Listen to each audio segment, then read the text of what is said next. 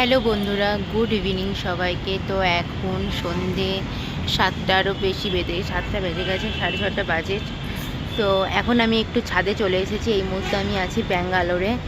তো দেখো, আমি ছাদে এসে জাস্ট অসাধারণ একটা চাঁদ দেখতে পেলাম। আকাশে এত সুন্দর লাগছে, সেটাই তোমাদের কাছে শেয়ার করলাম।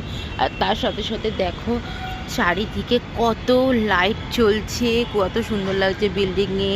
তারপরে অনেক রকমের যে আছে সেখানে কত সুন্দর লাইট জ্বলছে।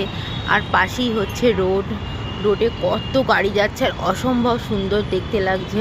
তার এখানে একটা ছোট্ট পাড়ে একটা হনুমান টেম্পল আছে, তো সেটাও জাস্ট অসাধারণ লাগছে। আর দেখো কত সুন্দর লাগছে, তোমাদের কাছে শেয়ার করছি। তোমাদের কেমন লাগছে তোমরা প্লিজ কমেন্টে জানিও।